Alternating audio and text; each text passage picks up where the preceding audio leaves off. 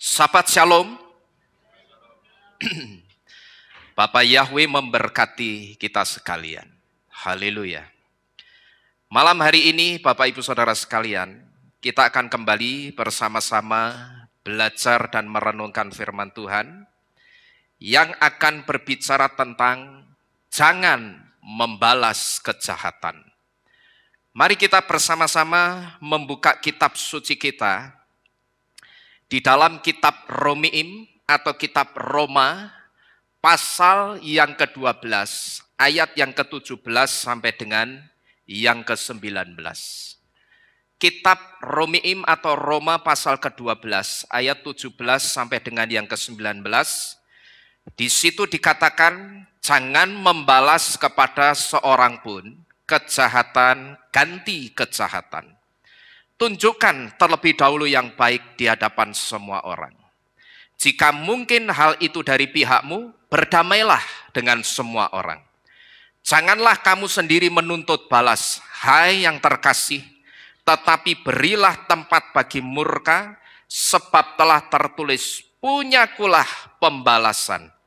Akulah yang akan membalas. Yahweh Elohim berfirman.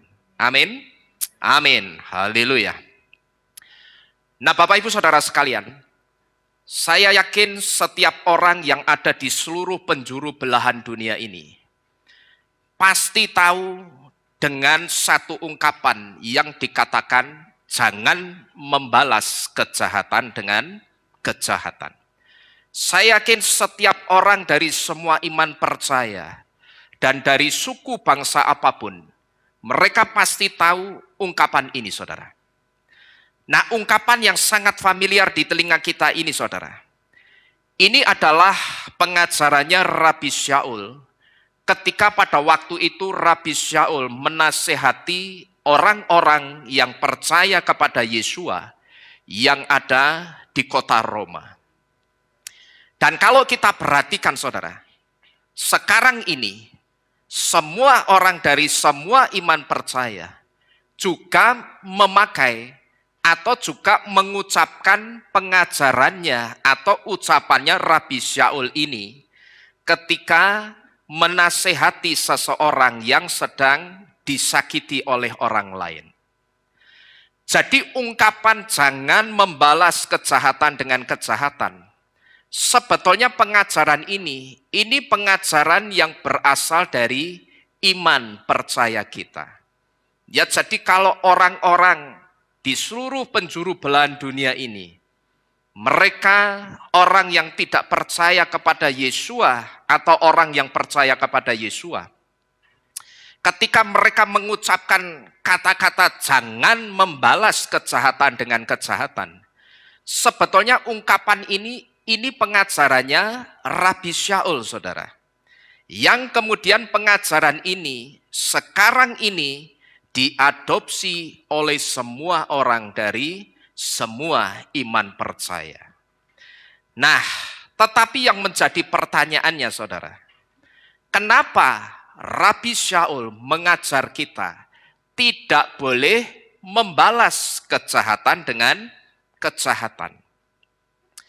Secara manusia, ketika kita disuruh mengambil sikap seperti ini, saudara, ketika kita dijahati orang, atau ketika kita diperlakukan tidak baik oleh seseorang, secara manusia, jujur diakui atau tidak, ketika kita disuruh mengambil sikap untuk tidak membalas kejahatan yang diberikan orang kepada kita, jujur diakui atau tidak, ini akan membuat kita memiliki satu perasaan yang tidak puas.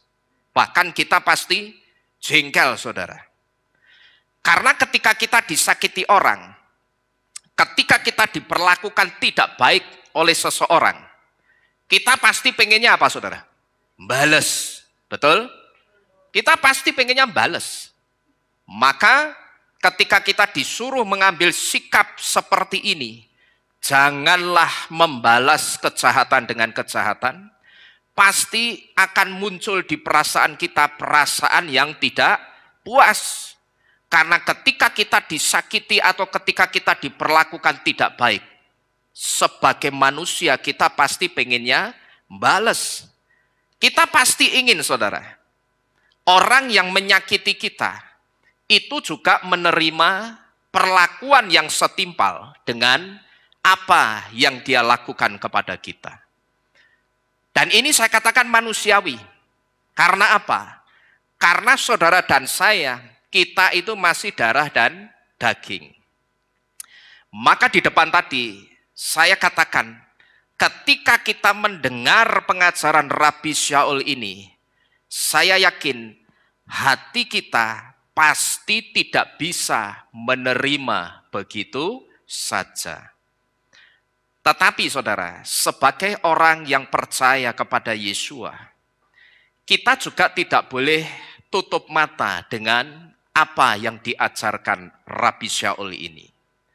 Dan juga sebagai orang-orang percaya yang sudah dibawa Bapak Yahweh masuk ke dalam akar Ibrani, kita mesti melihat ucapan Rabi Shaul ini. Tentunya harus kita lihat juga dari sudut pandang yang berbeda.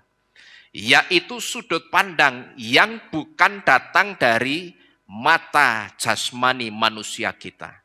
Tetapi kita juga harus melihat apa yang diajarkan Rabi Shaul ini.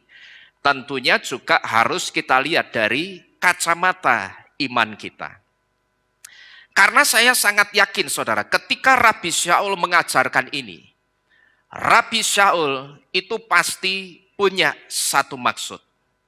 Dan maksud Rabi Shaul mengajarkan ini kepada kita, itu karena Rabi Shaul sedang meneruskan pengajaran Yesua. Yaitu satu pengajarannya Yesua yang dikatakan apa? Kalau kamu ditampar pipi kananmu, kasih juga pipi kirimu. Jadi yang pertama saudara, sebagai orang yang percaya kepada Yesua, tentunya, dan ini sudah pasti, Rabi Shaul itu akan meneruskan atau melakukan apa yang diajarkan Yesua sebagai guru besarnya Rabi Shaul. Sekalipun saya yakin sebelum Rabi Shaul itu di dalam Yesua, dia pasti juga akan memiliki pikiran yang sama dengan pikirannya kebanyakan orang. Yaitu satu pikiran yang dikatakan apa saudara?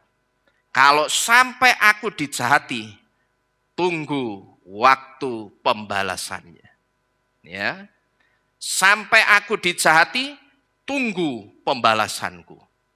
Saya yakin, sekalipun Rabi Shaul itu meneruskan pengajarannya Yesua, tapi saya juga punya keyakinan, dulu ketika Rabi Shaul itu belum ditangkap oleh Yesua, dia pasti juga punya pikiran yang sama dengan pikirannya kebanyakan orang ketika dijahati oleh orang lain. Kamu jahati aku, tunggu pembalasannya. Apalagi kita tahu saudara, latar belakangnya Rabi Shaul itu seperti apa. Dia adalah orang yang pada waktu itu mau membunuh semua pengikut-pengikutnya Yesua.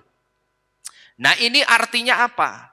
Artinya dengan orang yang tidak salah saja mau dihabisi, mau dibunuh gitu loh saudara. Apalagi kalau sampai ada orang yang menyakiti Rabi Shaul, pasti habis enggak kira-kira? Mesti habis.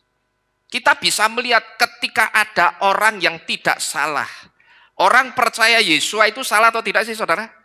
Tidak salah. Tapi itu saja mau dihabisi semua oleh Rabi Shaul. Artinya dengan orang yang tidak salah saja, dia mau habisi. Apalagi sampai kalau ada orang yang jahati Rabi Shaul, mesti habis itu orang. Nah tetapi melalui kitab Romiim tadi saudara, kita bisa melihat seorang Rabi Shaul yang sudah diubahkan oleh Tuhan. Dari orang yang saya sebut senggol dikit bacok, sekarang Rabi Shaul itu sudah berubah. Bahkan kalau kita melihat di dalam kitab Galatia, kalau tidak salah di dalam kitab Galatia 2 ayat yang ke-20. Di situ Rabi Syaul mengatakan apa saudara? Tetapi sekarang kalau aku hidup, hidupku itu bukannya aku lagi, tapi siapa? Tapi Yesua yang hidup di dalamku. Jadi dari sini kita bisa melihat dari kitab Romiim tadi saudara yang menjadi dasar firman pada malam hari ini. Kita bisa melihat seorang Rabi Syaul dari seseorang yang sebelumnya saya sebut orang yang senggol dikit bacok, tetapi kita bisa melihat Rabi Syaul yang diubahkan oleh Tuhan. Jadi melalui ucapannya ini saudara, kita bisa melihat bahwa ketika Rabi Syaul mengatakan jangan membalas kejahatan dengan kejahatan, itu karena Rabi Syaul sedang meneruskan atau melakukan pengajarannya Yesua. Berarti kalau Rabi Syaul itu melakukan pengajarannya Yesua, berarti Rabi Syaul itu orang yang menolak Torah atau tidak saudara? Halo? Kalau Rabi Syaul itu selalu melakukan ajaran guru besarnya Yesua, berarti Rabi Syaul itu menolak Torah atau tidak? Tidak. Saya menanyakan ini saudara, karena ada orang-orang yang menganggap Rabi Syaul itu tidak melakukan Torah. Dasarnya apa? Orang itu mengatakan seperti itu. Karena orang-orang yang mengatakan seperti ini, mereka mengatakan, coba lihat aja itu di dalam kitab suci. Banyak kata-katanya Rabi Syaul, banyak perkataan atau ucapannya Rabi Syaul yang bertentangan sama Torah. Sebetulnya saudara, Rabi Syaul itu tidak pernah bertentangan dengan Torah. Tapi dia selalu melakukan Torah. Karena dia senternya itu Yesua. Guru besarnya itu Yesua. Kalau Yesua yang adalah guru besarku saja jadi pelaku Torah. Sampai-sampai Yesua itu disebut sebagai Torah Chaim. Maka aku yang menjadi muridnya itu juga harus jadi pelaku Torah. Jadi sebetulnya Rabi Syaul itu ucapannya tidak pernah bertentangan dengan Torah. Hanya saja seolah-olah bertentangan dengan Torah. Jadi hanya apa? Seolah-olah, bukan bertentangan dengan Torah sungguhan saudara. Kita mesti ingat, kenapa saya katakan Rabi Syaul itu ucapannya hanya seolah-olah bertentangan dengan Torah. Kita mesti ingat bahwa Rabi Syaul itu pernah dipanggil dan dia pernah disidang dalam sidang Sanhedrin. Dan di dalam sidang Sanhedrin itu, Rabi Syaul pada waktu itu dia didudukkan dan dia ditanya oleh majelis Sanhedrin, kenapa ucapanmu seringkali bertentangan dengan Torah? Nah di situ Rabi Syaul menjelaskan bahwa sebetulnya aku itu tidak menentang Torah. Dan pengajaranku itu juga tidak bertentangan dengan Torah. Dan aku juga tidak pernah mengajarkan orang untuk tidak melakukan Torah. Itu tidak. Tetapi yang aku lakukan ketika aku memberitakan Injil, bagiku yang penting ketika aku memberitakan Injil, itu yang penting orangnya selamat dulu, baru nanti kalau orangnya sudah mau terima Yahweh, terima Yesua dan dibaptis, akan aku betulkan kehidupan atau masa lalunya. Gitu loh saudara. Jadi ketika dia mendekati orang, dia beritakan kebenaran, dia beritakan keselamatan kepada setiap orang. Targetnya Rabi Syaul itu apa? Keselamatan jiwanya orang tersebut dulu. Torahnya itu tidak diajarkan dulu saudara. Karena Rabi Syaul ngerti, orang-orang yang dia beritakan keselamatan, itu orang-orang goyim yang hidupnya itu sembarangan. Hidupnya sudah terbiasa tidak diatur apa-apa. Hidupnya sudah terbiasa tidak dikekang oleh aturan-aturan macam-macam. Tetapi mereka biasa hidup bebas. makan apa saja, ibadah, ndak ibadah, itu mereka bebas, saudara. Nah kalau belum pada saat diinjili Torahnya dimasukkan, yang dikhawatirkan orang-orang ini bukannya mau menerima Yesua, justru menolak Yesua. Maka bagi Rabi Shaul yang penting itu keselamatan jiwanya dulu. Orang itu mau menerima Yesua, baru nanti setelah dia terima Yesua, dia dibaptis, dia akan diajari hidup dengan gaya Torah. Sekarang kamu kan sudah di dalam Yesua. Kamu sudah dibaptis. Kamu tahu, Yesua guru besar kita itu adalah seorang pengajar Torah. Tetapi Yesua itu tidak hanya seorang pengajar Torah. Tetapi Yesua guru besar kita itu juga seorang pelaku Torah. Jadi kalau Yesua guru besar kita pelaku Torah, maka kita yang adalah murid-muridnya juga harus jadi pelaku Torah. Nah di situ baru mulai diajarkan. Kebiasaan-kebiasaan hidupnya yang lama itu mulai dibentuk saudara dengan gaya Torah. Nah sekarang kalau kamu sudah tahu bahwa kamu harus jadi pelaku Torah, maka Yesua itu satu di antaranya dia jadi pelaku Torah dalam hal makanan kosher. Misalkan dalam hal makanan kosher.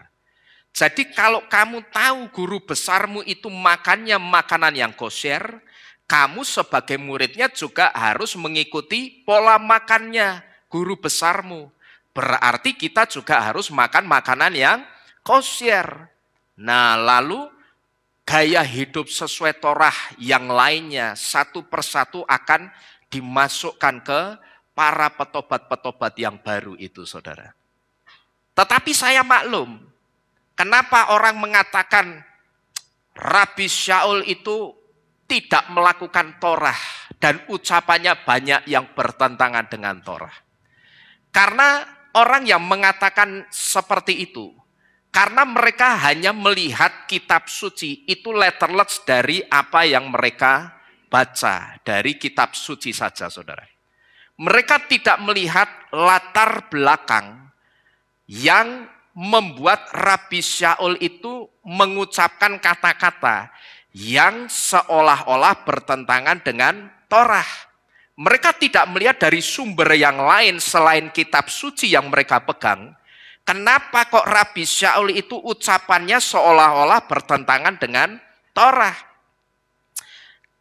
Kalau semua latar belakang raja-raja, nabi-nabi, dan rasul-rasul zaman dulu ketika mengucapkan atau melakukan sesuatu latar belakangnya itu ditulis semua di dalam kitab suci. Saudara ngerti? Kitab suci kita itu tebelnya bisa setinggi plafon ini saudara. Gitu loh. Kalau semua latar belakangnya ditulis itu akan setinggi plafon ini. Lah nek kitab suci tebelnya segini. Terus bawanya ke kehilat, bawa ke gereja itu bagaimana? Ya toh? Kalau juga misalkan kitab suci sekarang kan sudah ada softwarenya. Itu mungkin kalau semua latar belakangnya raja-raja, nabi-nabi dan rasul-rasul zaman dulu ditulis lengkap, softwarenya itu mungkin bisa ukurannya giga, bukan cuman MB, tapi bisa giga. Saking banyaknya catatan-catatan latar belakang rasul-rasul dan nabi-nabi zaman dulu mengatakan sesuatu atau melakukan sesuatu. Itu kalau ditulis semua. Gitu loh. Jadi yang kita pegang itu bisa saya sebut sebagai ringkasannya saja Bapak Ibu Saudara sekalian. Berarti kalau begitu Rabi Shaul itu bertentangan dengan Torah atau tidak saudara? Tidak ya. Nah, kita kembali ke firman Tuhan. Di sini saudara, ketika kita mendengar kata jangan membalas kejahatan dengan kejahatan, jangan terus kita makan mentah-mentah firman ini. Apa yang diajarkan Yesua dan Rabi Shaul ini intinya adalah melepaskan pengampunan. Tetapi kalau intinya melepaskan pengampunan, ini bukan berarti kalau kita dianiaya orang, lantas kita bebaskan begitu saja orang yang menganiaya kita. Bukan seperti itu konsepnya. Yang benar, ketika kita dianiaya atau kita dijahati oleh seseorang, bahkan kejahatannya itu sampai mungkin kejahatan yang parah, sikap kita yang benar, kita usahakan lepaskan pengampunan, tapi biarkan hukum dengan keadilannya mengadili perbuatan orang tersebut. Itu yang benar seperti itu. Ya, jadi jangan kita makan mentah-mentah. Kalau kita mendengar kata-kata Rabi Shaul, janganlah membalas kejahatan dengan kejahatan. Lantas ketika kita dianiaya orang sampai berdarah-darah, terus kita bebaskan begitu saja. Wis, kowe tak ampuni, ya. Nek iso iki yang berdarah-darah mulut sebelah kanan, iki sing kiri digawe berdarah-darah sisan. Bukan seperti itu. Bukan lantas kita bebaskan begitu saja orang yang menganiaya kita. Tapi sikap kita yang benar, kita usahakan lepaskan pengampunan, tapi biarkan hukum dengan keadilannya yang akan mengadili perbuatan orang tersebut. Jadi kalau saya gambarkan dengan ilustrasi, konsepnya itu sama seperti kasih dan orang yang suka berhutang. Kasih itu tidak selalu memberi hutangan kepada orang yang suka utang. Tapi kasih akan apa, saudara? Mendidik orang supaya orang yang suka utang itu tidak punya mental hutang lagi. Karena kasih itu selain memberi juga apa? Mendidik. Jadi konsepnya sama seperti kasih dan orang yang suka berhutang. Kasih itu tidak selalu memberi hutangan kepada orang yang suka utang. Karena ketika saudara selalu kasih, orang datang, orang yang sama datang, dan saudara sampai bisa menebak. Kalau orang itu datang mesti mau utang, tapi saudara kasih terus. Di situ saudara sebetulnya bukan sedang mengasihi orang itu, tapi di hadapan Tuhan saudara itu sebetulnya sedang jahat dengan orang itu. Saudara memang kasih utangan, kelihatannya baik. Baik enggak kira-kira saudara? Secara manusia baik. Wong dia butuh uang, utang, diutangi. Tapi sebetulnya kalau itu terus berulang kali di hadapan Tuhan, saudara itu justru dianggap jahat. Karena apa? Karena saudara sedang membentuk mentalnya orang itu jadi mental tukang utang. Nah, itu yang tidak boleh, saudara. Jadi kita mesti ngerti, kasih itu selain memberi juga mendidik. Nah, demikian pula dengan pengampunan. Konsep pengampunan yang benar itu juga mendidik orang supaya orang tidak melakukan kejahatan lagi. Dan inilah yang dimaksud dengan mata ganti mata dan gigi ganti gigi yang diajarkan oleh Torah. Di mana konsep mata ganti mata dan gigi ganti gigi itu adalah satu konsep yang sedang berbicara tentang keadilan. Artinya orang itu berhak mendapatkan hukuman yang setimpal dengan apa yang dia lakukan, saudara-saudara sekalian. Sekalipun ketika orang itu nyongkel matanya orang, bukan berarti dia harus dicongkel juga matanya. Tetapi kira-kira hukumannya yang setimpal dengan sakitnya orang yang matanya dicongkel itu apa? Kira-kira seperti itu, saudara. Ya, jadi kalau saudara mendengar kata-kata mata ganti mata dan gigi ganti gigi di dalam Torah, sebetulnya kata mata ganti mata dan gigi ganti gigi itu sedang berbicara tentang Torah keadilan. Nah, ini yang mesti kita ngerti dulu, saudara. Jadi ini maksud pertama pengajaran Rabi Shaul yang dikatakan jangan membalas kejahatan dengan kejahatan.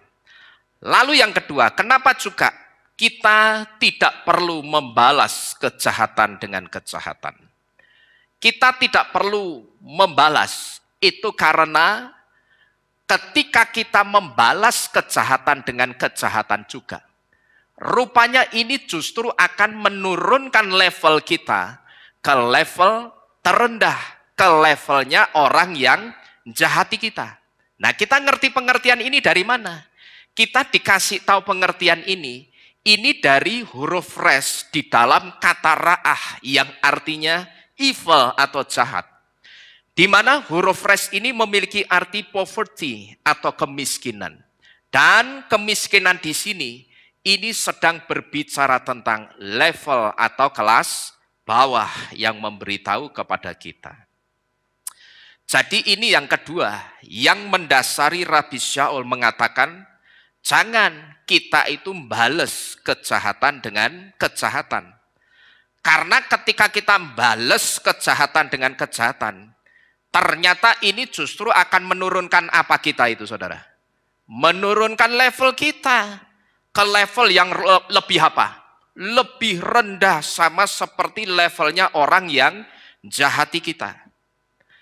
Kalau kita berbicara soal kebaikan dan kejahatan, saya yakin setiap kita pasti menerima kalau kebaikan itu memiliki level yang lebih tinggi ketimbang kejahatan. Orang lebih suka kebaikan ketimbang kejahatan. Dan orang juga lebih suka diperlakukan baik ketimbang diperlakukan tidak baik atau diperlakukan jahat. Karena apa? Karena kebaikan itu indah. Maka orang itu lebih suka diperlakukan baik ketimbang diperlakukan tidak baik. Sekali lagi, ini karena yang namanya kebaikan itu indah. Dan asal saudara tahu, indahnya kebaikan itu karena kebaikan memiliki level energi yang tinggi, yang akan membuat setiap orang yang merasakan kebaikan itu, mereka akan merasakan satu kenyamanan. Tapi kalau kejahatan, saudara, atau perlakuan yang tidak baik, melalui huruf res ini kita bisa melihat bahwa kejahatan level energinya itu rendah atau sangat rendah. Kalau coba saya gambarkan soal kebaikan dan kejahatan melalui satu tabel yang disebut dengan tabel level energi emosi atau tabel level energi perasaan, maka di sini saudara akan bisa melihat bahwa yang ada di atas garis merah ini, ya, yang ada di atas garis merah ini adalah segala sesuatu yang identik dengan yang baik atau kebaikan. Jadi ini batasnya, garis merah ini ya, bukan yang kedip-kedip, tapi garis merah yang diam ini batasnya antara level yang rendah dan level yang atas. Nah, yang ada di atas garis merah ini, jadi dari kesini ke sini ini adalah segala sesuatu yang identik dengan yang baik atau kebaikan. Sedangkan yang ada di bawah garis merah, dari sini ke sini, itu adalah segala sesuatu yang identik dengan yang tidak baik atau identik dengan segala yang jahat. Cuman sayang ya, ini sudah tidak jelas LCD-nya. Nah, di sini saudara, kita bisa melihat segala sesuatu yang identik dengan yang tidak baik. Itu ada di level yang rendah. Mulai dari apa itu? Perasaan malu, perasaan bersalah, sampai perasaan marah dan bangga. Itu ada di level yang rendah. Jadi mulai dari perasaan malu, perasaan bersalah, perasaan marah sampai bangga, itu ada di level energi yang rendah. Tentunya bangga di sini, ini bangga yang arahnya kepada kesombongan. Tapi kalau kita bangga jadi anaknya Bapak Yahweh, boleh enggak kira-kira saudara? Oh, sangat boleh. Bahkan harus kita tunjukkan rasa bangga kita karena kita sudah menyembah Tuhan yang benar. Tuhan yang pasti menyelamatkan saudara dan saya. Jadi bangga di sini, ini bangga yang arahnya kepada kesombongan. Tapi kalau saudara perhatikan, segala sesuatu yang baik itu ada di level atas, saudara. Ya, jadi mulai garis merah panjang ini ke atas, segala sesuatu yang baik itu ada di level atas. Dan ketika orang memilih membalas kejahatan dengan kejahatan, maka level emosi atau level perasaannya itu akan bisa saudara lihat di tabel ini. Kira-kira kalau saya tanya, ketika orang balas kejahatan dengan kejahatan, itu karena jantung hatinya itu sedang ada di level emosi yang mana, saudara? Ketika orang dijahati, lalu dia memilih membalas perlakuan tidak baik atau kejahatan yang dia terima dengan kejahatan juga. Itu sebetulnya karena level emosi atau level perasaannya itu ada di level mana, saudara? Ya bawah memang. Tapi dari sekian ini kira-kira ada di level mana? Sedang ada di level mana? Maksud saya begitu. Ini ya, yang atas bangga, marah, keinginan, takut, kesedihan, apatis, bersalah, malu. Kira-kira ketika dia bales orang yang jahati, level emosinya ada di mana? Sedang ada di level emosi yang marah. Jadi tidak kebetulan, saudara, kalau huruf res di dalam kata ra'ah yang artinya jahat ini. Huruf res itu memiliki arti poverty atau kemiskinan yang sedang berbicara tentang kelas atau level bawah. Artinya ketika seseorang membalas kejahatan dengan kejahatan juga, sebetulnya tanpa dia sadari, orang itu sedang menurunkan levelnya ke bawah, saudara. Ya. Jadi inilah kenapa yang kedua, Rabi Shaul itu melarang kita atau mengajarkan kepada kita, ketika kamu dijahati, tidak usah dibales kejahatan itu dengan kejahatan juga.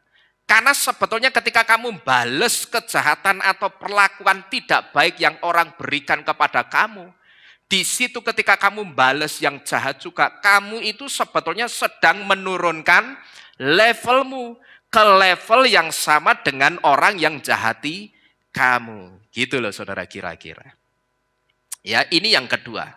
Kenapa oleh Rabi Shaul kita itu diajar jangan membalas kejahatan dengan kejahatan. Tidak kebetulan. Huruf res di dalam kata ra'ah itu memiliki arti poverty yang artinya kemiskinan. Dan kemiskinan itu tidak lain sedang berbicara tentang kelas atau level bawah atau level rendah, saudara-saudara sekalian. Jadi sampai di sini, saudara, saya kepingin kembali merefresh ingatan saudara. Ya, saya ingin kembali merefresh pikiran saudara. Kalau kita renungkan, betapa luar biasanya bahasa Ibrani itu. Betul, saudara? Ya, betapa luar biasanya bahasa Ibrani itu. Setiap huruf dalam huruf Ibrani itu bisa memiliki arti yang pasti berkaitan dengan kehidupan umat manusia. Jadi dari situ sebetulnya kita bisa belajar. Dan ketika kita mencari tahu pesan penting yang diucapkan Yesua atau rabi-rabi atau nabi-nabi zaman dulu, itu sebetulnya bisa kita lihat melalui pola Ibrani, melalui arti-arti huruf Ibrani. Dan saya katakan ini lebih baik ketimbang kita mengartikan dengan pola Yunani, dengan pola kehidupan sehari-hari yang hanya begitu-begitu saja. Maka tidak heran kalau orang yang tidak pernah masuk ke akar Ibrani, ngertinya ya cuman itu-itu saja. Ya, kita supaya bisa diselamatkan, apa yang harus kita lakukan? Jawabannya selalu apa? Berbuat baik. Tolong menolong, tidak menyakiti orang lain. Kalau kita perhatikan ngertinya cuman berhenti sampai di situ-situ saja. Tetapi melalui akar Ibrani tempat kita dibawa sekarang, saudara, kita jadi ngerti yang benar, yang jadi syarat keselamatan betul-betul yang dimaksud Yesua. Ketika Yesua mengatakan bukan orang yang teriak-teriak Tuhan, Tuhan. Bukan cuman orang yang teriak Yahweh, Yahweh dan Yesua, Yesua yang akan masuk dalam kerajaan sorga. Tapi orang yang melakukan Torah atau kehendak Bapakku, itulah yang akan diselamatkan. Nah, kita jadi ngerti ternyata kehendak itu Torah. Sekarang coba bayangkan, kalau sampai detik ini, detik di mana kita semakin mendekati waktu kedatangan Yesua, kita tidak pernah ngerti yang namanya kehendaknya Bapak Yahweh yang harus dilakukan orang supaya bisa selamat. Kira-kira kalau tiba-tiba Yesua datang 5 menit ke depan, kira-kira kita selamat tidak, saudara? Oh, kita tidak akan selamat. Karena apa? Tidak ada Torah apapun yang sedang kita lakukan. Karena ternyata syarat keselamatan itu juga melakukan Torah. Jadi saya ingin coba saudara itu memiliki satu pikiran yang sama dengan saya, bahwa bahasa Ibrani itu satu bahasa yang begitu luar biasa dalam maknanya. Maka pantas kalau Bapak Yahweh dulu ketika berkomunikasi dengan orang-orang Israel, Bapak Yahweh itu hanya menggunakan bahasa Aramaik dan bahasa Ibrani. Karena kedua bahasa ini memiliki arti yang sangat dalam dan luar biasa. Bahkan kalau kita melihat nama Yesua dalam kitab Pesita bahasa Aramaik, nama Yesua itu ditulis dengan kata Maryah. Maryah itu artinya Tuhan Yahweh. Ya, ketika ayat yang dikatakan kalau tidak salah, engkau akan, waktu itu malaikat berkata kepada Miriam, engkau akan mengandung seorang anak laki-laki dan engkau akan memberi nama Maryah. Kalau tidak salah ayatnya yang itu. Pokok ada ayat yang memakai kata Maryah dalam kitab Pesita Aramaik. Yang disebut kalau tidak salah nama kitabnya itu Dutilet Hebrew.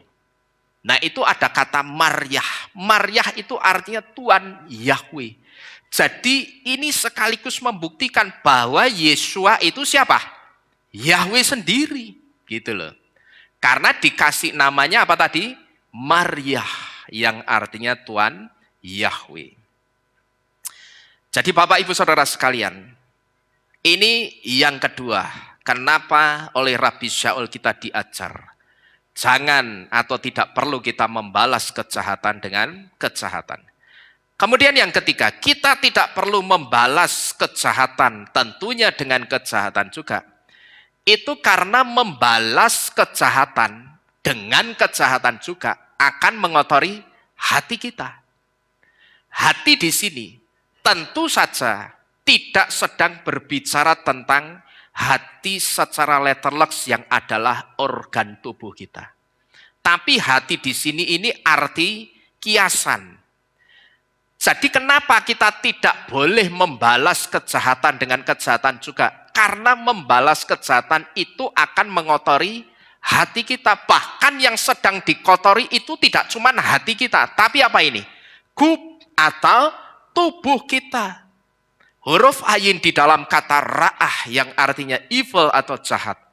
Huruf ayin itu memiliki arti eye and sight yang artinya mata dan penglihatan. Coba kita baca bersama-sama. Kitab Matai pasal ke-6 ayat 22 sampai dengan yang ke-23. Matai 6:22-23 di situ dikatakan, mata adalah pelita tubuh. Karena itu, jika matamu itu baik, maka seluruh tubuhmu akan menjadi terang.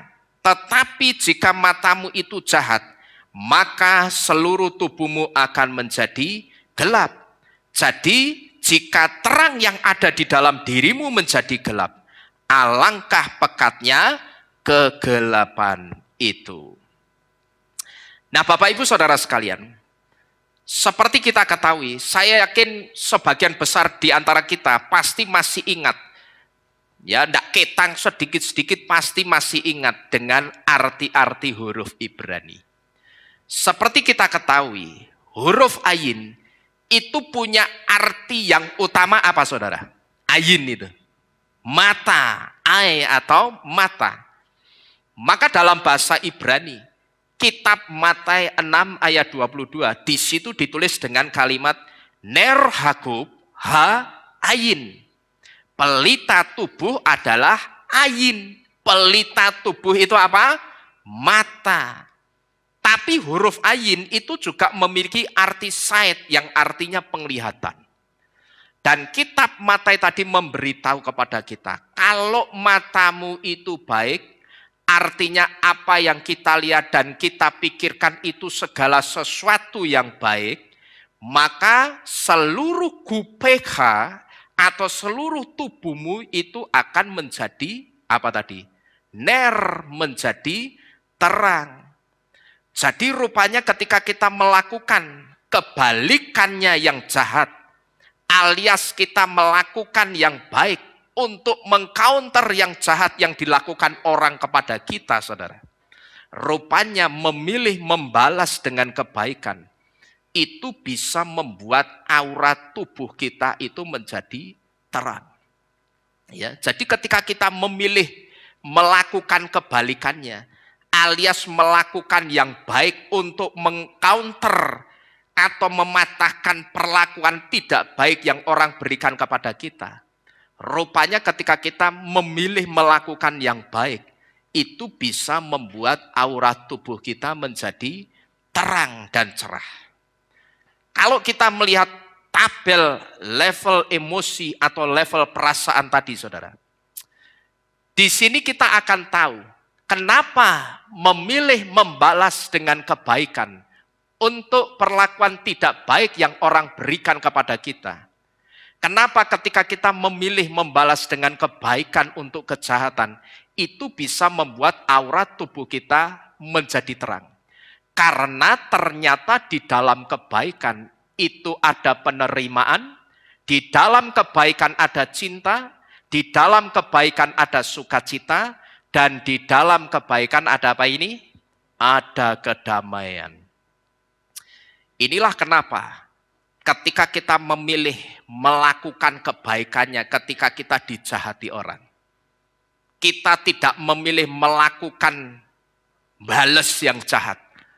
Kita diberitahu ketika kita memilih melakukan yang baik untuk balas yang jahat, itu bisa membuat aura tubuh kita menjadi terang.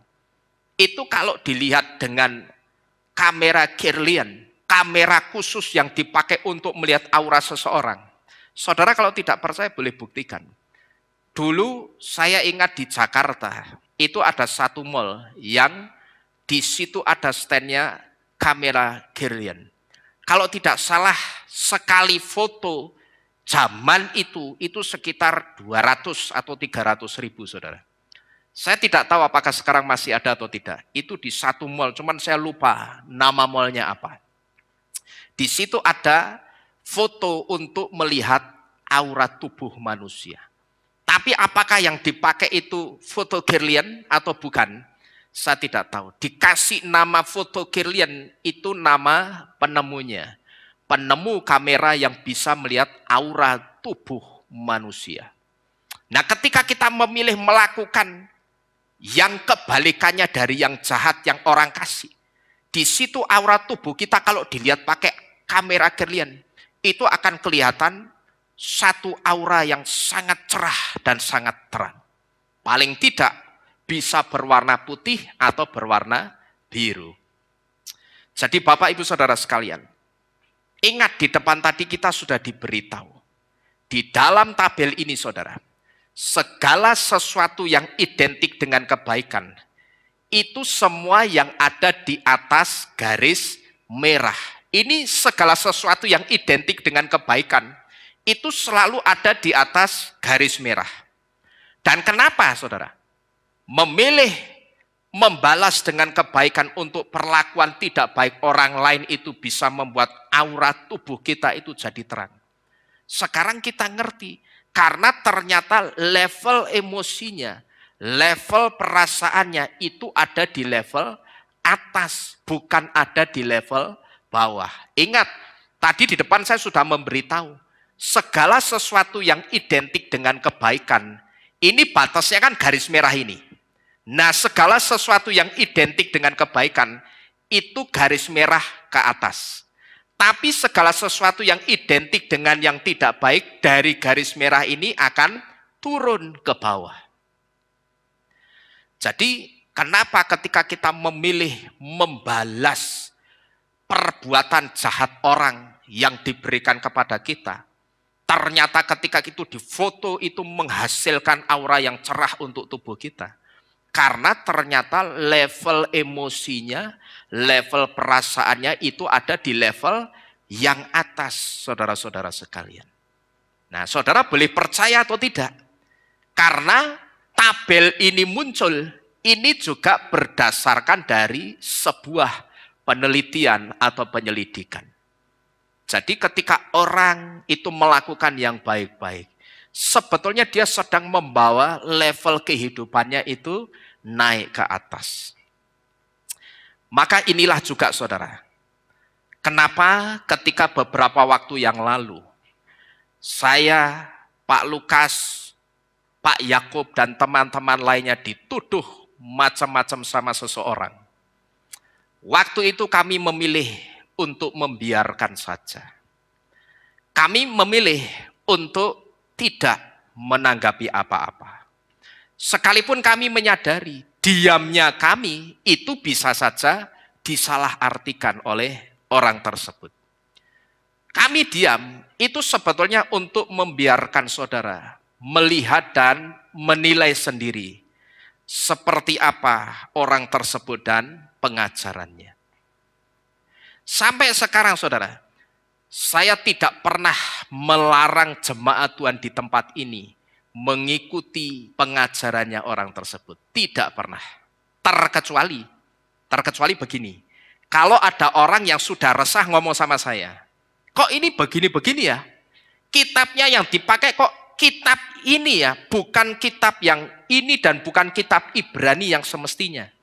Saya paling banter hanya mengatakan apa? Ya kalau kamu sudah gelisah, kamu sudah tidak sejahtera, ya tidak usah diikuti lagi, gampang. Tapi saya tidak pernah mengatakan larangan secara khusus, tidak usah diikuti lagi pengajarannya. Oh tidak pernah saudara. Ya. Saya biarkan. Nah tujuan Pak Lukas pun juga begitu. Dibiarkan jemaat yang Pak Lukas gembalakan, dibiarkan mengikuti pengajarannya orang tersebut. Tetapi bukan berarti kalau kami melakukan pembiaran, itu sedang membiarkan saudara masuk dalam pengajaran yang sekarang saudara sudah bisa menilai sendiri seperti apa pengajarannya dan orangnya. Bukan berarti seperti itu, tapi supaya saudara itu bisa menilai sendiri bagaimana orang tersebut dan pengajarannya. Coba saudara renungkan. Orang itu katanya dikasih lencana dan katanya juga dikasih otoritas dari Bapak Yahweh yang katanya untuk membongkar ular-ular. Ya, orang ini gambarkan ini dirinya. Lah ini Bapak Yahweh, di pundaknya dikasih lencana seperti ini, lalu pedang ini diartikan sebagai otoritas, dan kemudian dia tangkap bahwa dirinya itu dikasih otoritas untuk membongkar ular-ular. Maka di sini dia tulis apa ini? Bongkar semua ular-ular. Nah yang dimaksud ular itu siapa? Yang dimaksud ular itu yang pertama Pak Lukas, Pak Yakub, saya dan orang-orang yang tidak sejalan dengan pengajarannya. Di sini saya hanya ingin mengajak saudara merenungkan satu hal. Coba saudara renungkan. Betulkah Bapak Yahweh itu kasih otoritas untuk fitnah dan nuduh orang macam-macam seperti ini? Betulkah otoritas itu dari Bapak Yahweh? Coba sekarang saya ingin tanya kepada saudara. Kalau menurut saudara, mungkin atau tidak, Bapak Yahweh itu kasih otoritas seperti ini. Otoritas atau kuasa untuk memfitnah dan menjelek-jelekan orang. Kira-kira mungkin atau tidak saudara? Kalau menurut saudara, mungkin atau tidak? Jelas tidak mungkin. Ya, kalau menurut saya tidak mungkin. Ini kalau menurut saya, ya. Kalau Bapak Yahweh itu sampai benar kasih otoritas seperti ini, coba saudara renungkan. Betapa jahatnya Bapak Yahweh itu. Karena apa? Kok saya katakan kalau sampai benar Bapak Yahweh kasih otoritas seperti ini, berarti betapa jahatnya Bapak Yahweh itu. Karena dia suruh orang untuk fitnah dan jelek-jelekan orang. Jadi di sini saudara, dari sini saja jelas tidak mungkin otoritas itu datangnya dari Bapak Yahweh. Jelas tidak mungkin. Ya. Dan saya katakan tanpa orang itu sadari. Sebetulnya klaimnya orang itu yang katanya dikasih otoritas seperti ini. Ini sebetulnya justru akan membuat image atau citranya Bapak Yahweh itu jadi jahat. Dan sebetulnya yang model seperti inilah yang seringkali itu justru jadi batu sandungan untuk orang-orang yang mau percaya Bapak Yahweh malah jadi tidak simpatik. Ya. Karena apa? Karena ketika mendengar penglihatan seperti ini, orang akan berpikir, waduh, lah kalau nanti aku ikut Yahweh, bisa-bisa borokku, bisa-bisa bobrokku diumbar kemana-mana. Paham saudara? Ya. Orang akan berpikir seperti itu. Lah ini orang katanya dibawa dalam penglihatan. Dia dikasih lencana, lalu pedang Yahweh atau pedangnya siapa itu terulur. Yang dia artikan, oh ini saya tangkap, saya tahu ini otoritas. Untuk bongkar ular-ular. Terus dibongkar ularnya macam-macam. Ada ular piton, ular sanca, terus ular apa maneh. Ya. Nah ketika orang mendengar penglihatan seperti ini, pasti orang akan berpikir, jemaat zaman sekarang itu bukan seperti jemaat zaman bingek. Ngerti saudara zaman bingek? Zaman bingek itu zaman orang enak itu loh. Yang maaf kata, yang kalau jemaat zaman dulu itu kan modelnya. Nurut, ya toh? Nurut pokoknya pendeta ngomong apa, mesti benar. Gitu loh. Itu kan tipikal model jemaat zaman dulu. Zaman bahula. Zaman bingek. Tapi orang zaman sekarang, jemaat zaman sekarang itu kritis. Orangnya pinter-pinter ini ya saudara. Istilahnya saya sebut tidak bisa dibohongi lagi. Gitu loh. Sudah tidak bisa, orang itu dibohongi lagi. Dan ketika orang berpikirnya semakin kesini semakin kritis, semakin cerdas pikirannya. Pasti akan ada orang yang berpikir seperti ini ketika mendengar penglihatan seperti ini. Orang akan berpikir, waduh, lah nek aku kemarin habis diinjili supaya terima Bapak Yahweh dan Yesua. Lah gek nanti kalau aku terima Bapak Yahweh dan Yesua, borokku, aibku, bobrokku diumbar kemana-mana ini. Lah wong orang ini saja yang katanya dekat sama Tuhan dikasih otoritas untuk bongkar bobroknya orang lain. Gitu loh. Orang justru akan berpikir seperti itu. Jadi orang itu tidak sadar kalau klaimnya dikasih otoritas seperti itu sebetulnya sudah membuat citra Bapak Yahweh itu jadi jahat. Tapi dia tidak sadar gitu loh. Dan justru ini akan jadi batu sandungan untuk orang yang mau percaya Bapak Yahweh. Dan orang akan berpikir, lho sakjane Bapak Yahweh ki Tuhan apa lambe turah toh? Ya toh. Orang akan berpikir sakjane sebetulnya Bapak Yahweh itu Tuhan apa bose lambe turah? Kok kasih otoritas, kasih kuasa ke orang untuk bongkar bobroknya orang? Lah kok kasih kuasa ke orang untuk fitnah macam-macam gitu loh. Saya katakan fitnah karena saya tidak melakukan gitu loh. Ya. Ini yang difitnahkan ke saya itu yang paling bawah ini. Ini Mawar Syaron, Semarang. Tinggal ngomong Semarang kenapa sih? Ya toh, kan dadak Semarang itu kenapa? Itu loh. Lah ini saya permen nano-nano. Kawin sama Sugus, sakjane permen nano-nano itu rasanya sudah lengkap. Ada manis, asam, kecut. Ditambahi kawin sama Sugus itu sebetulnya rasanya sudah tambah manis loh. Tapi ternyata si nano-nano itu masih kurang, mantep. Makanya nyeruput Mentos. Sampai sekarang saya mikir Mentos ini jani sopo tuh. Sampai saya mikir apa Mentosnya Eko. Gitu. Eko kan yang sering tak ajak pergi-pergi pelayanan. Tapi tak pikir-pikir sepertinya Eko bukan Mentos. Oh Eko permen asem. Nih toh. Itu permen asemnya sampai ada yang nemplek di sini, ndak ucul-ucul. Gitu loh, nemplek di mana? Hidungnya itu. Nah, tak pikir-pikir apa Mentos itu Eko. Ya dia tahu Eko sering tak ajak pergi-pergi. Makan ya tak ajak. Ndak tak ajak ya melu. Ya toh? Apa Eko saya batin. Tapi ya sudahlah. Jadi Bapak Ibu Saudara sekalian, sikap seperti ini ya, ucapan-ucapan seperti ini, penglihatan-penglihatan seperti ini justru akan membuat orang itu berpikir sakjane Bapak Yawi ini Tuhan apa bosnya lambe turah. Kok Tuhan, kalau Tuhan tapi kok ngasih otoritas atau kuasa untuk fitnah orang. Gitu loh. Jadi sebetulnya saya, Pak Lukas dan Pak Yakub itu heran. Jadi kami ini sebetulnya heran. Maksud kami menanggapi kesaksian istrinya itu karena ada kesaksiannya yang tidak pas dengan kitab suci. Dan juga karena istrinya itu waktu bersaksi bawa-bawa kehilat. Sedangkan orang yang ada di Indonesia ini tahu. Di Indonesia ini, sinode gereja yang memakai kata kehilat, itu masih bisa dihitung dengan jari gitu loh. Jelas, arahnya bukan kemana-mana lagi. Apalagi mengatakan apa?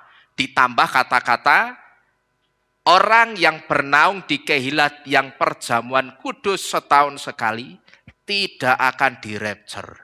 Lah iki kok. Ya, ora dirapture kowe. Ya. Jadi kami ini heran Saudara ya. Maksud kami itu sebetulnya hanya ingin menanggapi gitu loh.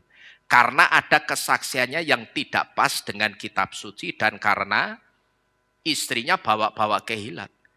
Tapi anehnya terimanya di luar dugaan kami, terimanya justru marah. Lah ini tak batin aneh Saudara.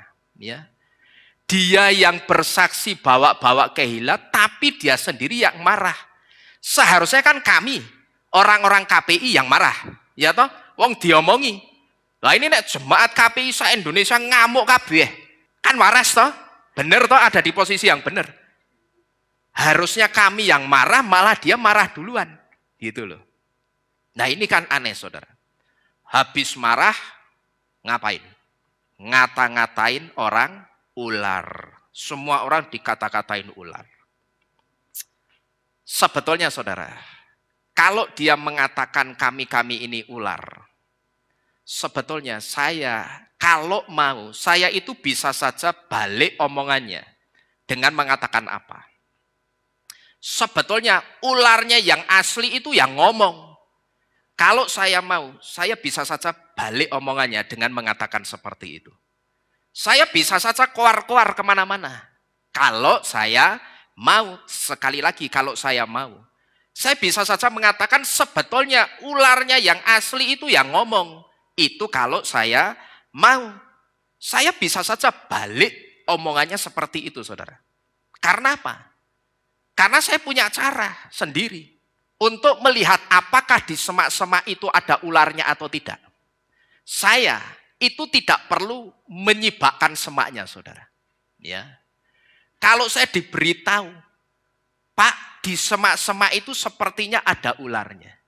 Nah, kalau saya mau melihat apakah di semak-semak itu betul ada ularnya, cara saya melihat apakah di semak-semak itu ada ularnya atau tidak, itu tidak perlu dengan cara saya sibak-sibakan, saya bobat-babit begini, supaya ularnya keluar.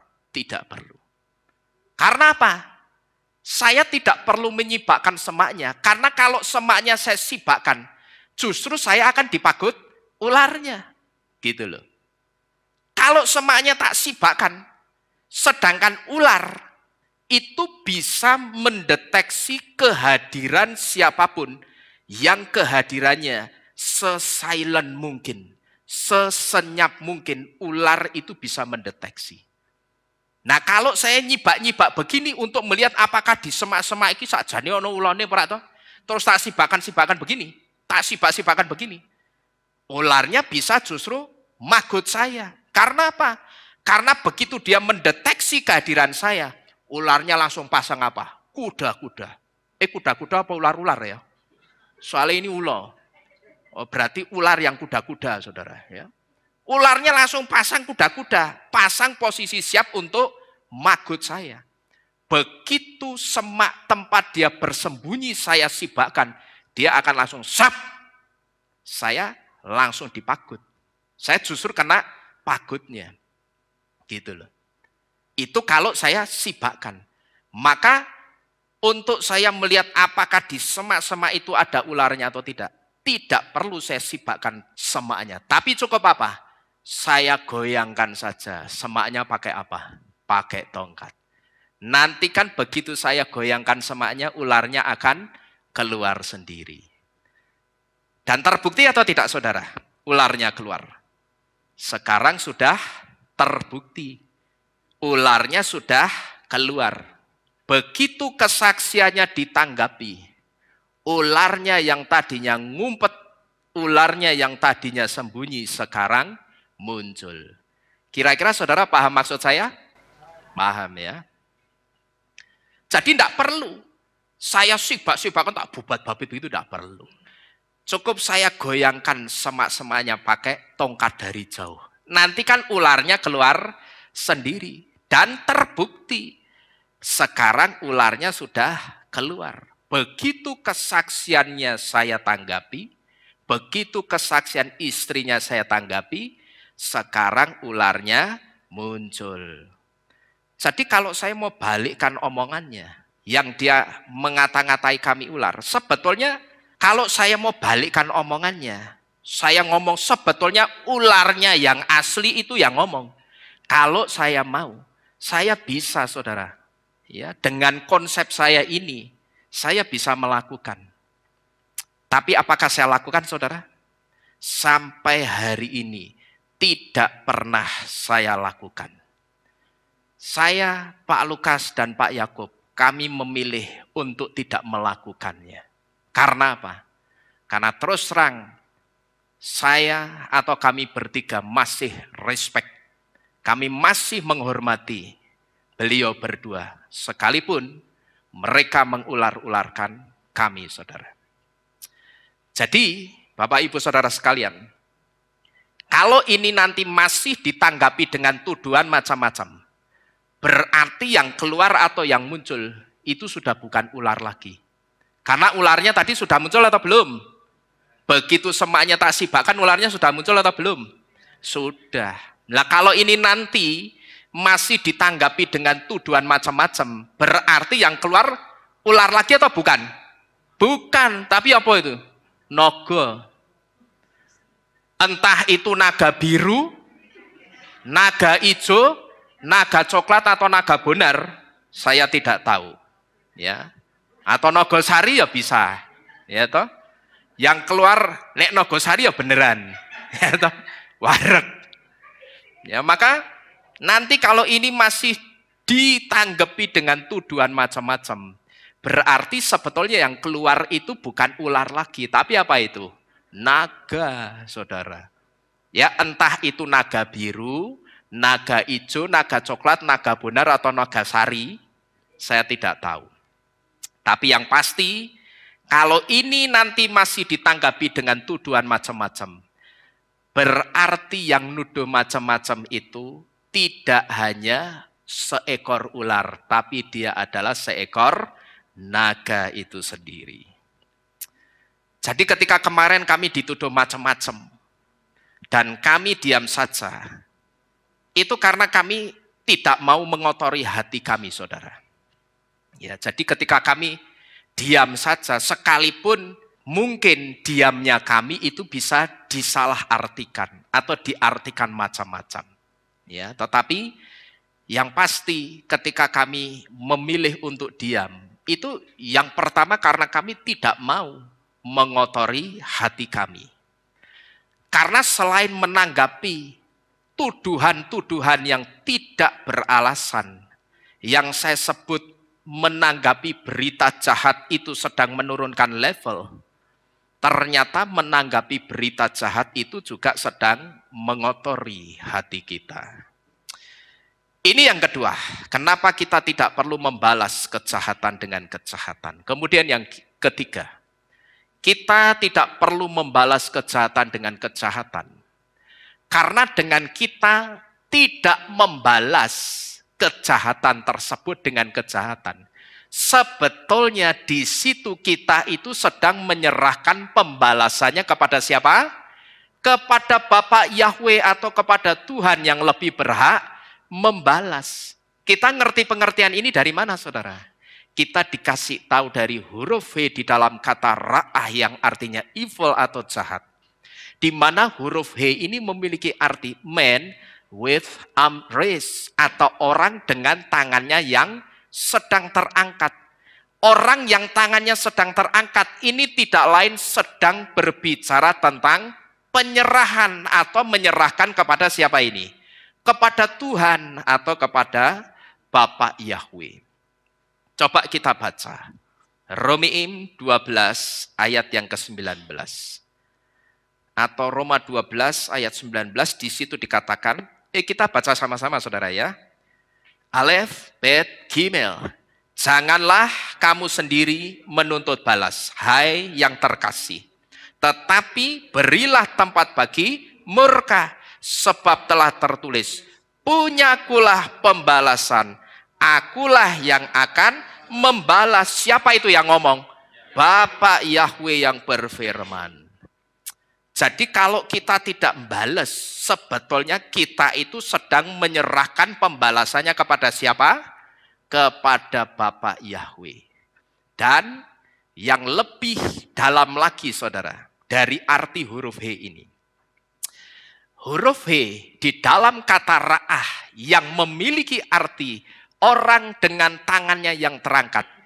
Huruf H ini atau arti huruf H ini juga sedang memberitahu kepada kita bahwa ketika kita tidak membalas kejahatan atau ketika kita tidak membalas perlakuan tidak baik yang orang lain berikan kepada kita, di situ sebetulnya kita sedang membuat kejahatan atau sedang membuat perlakuan tidak baik itu apa ini? Bertepuk sebelah tangan. Sampai di sini kira-kira saudara paham maksudnya atau tidak? Huruf H itu kan punya satu arti apa itu? Man with arm raised. Atau orang yang tangannya sedang apa ini? Terangkat. Yang pertama orang yang tangannya sedang terangkat itu memiliki arti apa? Penyerahan. Alias ketika kita tidak membalas kejahatan itu artinya kita sedang, nih Bapak Yahweh tak serahkan. Aku dijahati sama orang ini. Aku serahkan kejahatan orang ini kepadaku. Aku serahkan kepadamu Bapa. Itu arti yang pertama. Tapi sebetulnya melalui huruf H ini juga kita juga diberitahu bahwa ketika kita tidak melakukan pembalasan kepada orang yang jahati kita, sebetulnya di situ kita sedang membuat apa? Kejahatan itu bertepuk sebelah tangan. Kalau tangan saudara diangkat, lalu saudara diajak orang main tepuk tangan, kira-kira bisa bunyi enggak tepuk tangannya saudara? Halo? Paham enggak kira-kira maksud saya? Kalau tangan saudara sedang diangkat, terus ada orang, Ayo kita main tepuk tangan yuk. Ya yuk. Misalkan pakai lagu apa? Tepuk-tepuk tangan sukacita. Misalkan pakai lagu itu. Berarti kan kalau diajak tepuk-tepuk tangan sukacita, tangannya mesti ditepukkan toh saudara? Betul ya? Tapi kalau kita diajak tepuk tangan, sedangkan tangan kita diangkat, terus orang itu nepuk-nepuk akan bunyi atau tidak? Tidak akan berbunyi, saudara-saudara sekalian. Inilah yang dimaksud ketika kita menyerahkan pembalasan itu kepada Bapak Yahweh.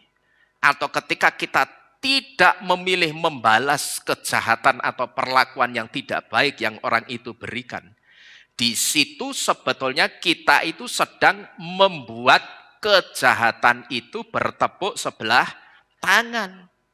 Jadi tangan saudara yang terangkat menyerahkan perlakuan tidak baik yang dilakukan orang, itu sebetulnya sedang membuat kejahatan atau perlakuan tidak baik itu bertepuk sebelah tangan.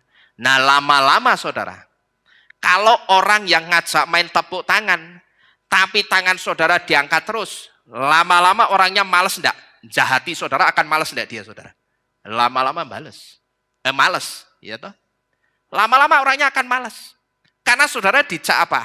Tepuk tangan tapi tangan saudara tidak mengimbangi. Gitu loh. Saudara tidak kasih tangan saudara untuk tepuk tangan. Ya, saya sebut tepuk tangan itu gambaran dari orang yang jahati kita. Orang yang sedang memberikan perlakuan yang tidak baik kepada kita. Tapi kalau tangan kita diajak tepuk tangan, kita diangkat terus begini. Bunyi enggak kira-kira tangannya saudara waktu ditepuk-tepuk?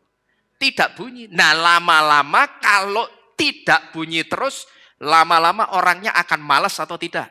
Jahati kita. Malas enggak kira-kira? Lama-lama orangnya akan malas dan dia akan pergi sendiri. Dan saya sebut orang-orang yang memperlakukan kita tidak baik.